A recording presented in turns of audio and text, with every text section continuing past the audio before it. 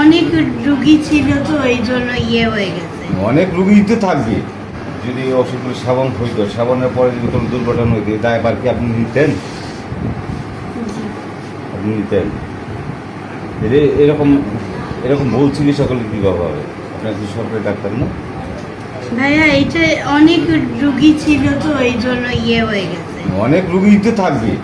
এটা সরকারি হাসপাতাল, এখানে তো অনেক রুগী থাকবে, এটা তো প্রাইভেট না। আপনি যেটা করবেন সঠিকটাই করবেন। আপনি যদি এইভাবে ভুল চিকিৎসা করেন, একটা রুগী মারা যাবে আপনার অবহেলার কারণে, এই দায়ভারটা তো আপনি তখন তো অ্যাভয়েড করে দেবেন। আমি তো ফার্স্ট করা ডাক্তার, আপনার তো কোনো সমস্যা নেই। যার যার খায় তো বুঝবে। এখন কি আপনার ডিউটি? জি। সকালে ডিউটি আপনি করছেন সকাল থেকে? না, আমি ইভিনিং আসছি একজনের রিপ্লেস। একজনের রিপ্লেতে আছেন? কার রিপ্লেতে? পল্লব স্যারের। পল্লব স্যারের আজকে এই নাইট শিডিউল কার? পল্লব স্যারের। জি।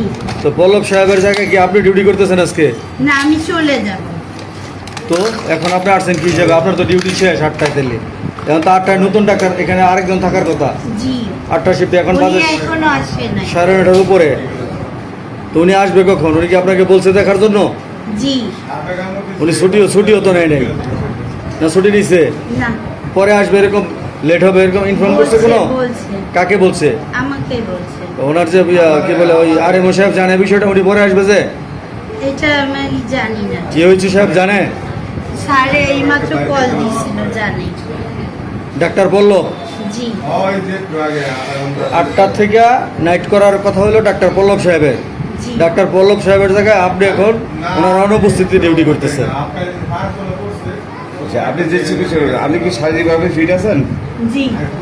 মানসিকভাবে ফিট? জি। চিকিৎসাটা ভুল করার কারণটা কি?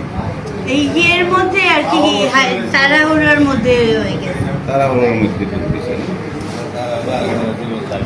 আপনার এই তাড়াহুড়োর জন্য তো এই বাচ্চার জীবনটা চলে যেত। আপনি 8 বছর বয়সের বাচ্চা, তাকে আপনি 500 পাওয়ারের অ্যান্টিবায়োটিক দিচ্ছেন। 8 বছর বয়সের বাচ্চা কি 500 পাওয়ারের অ্যান্টিবায়োটিক পায়? 250 পাবে।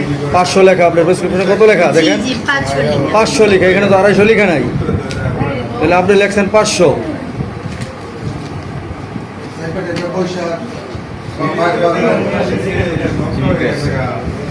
ওকে।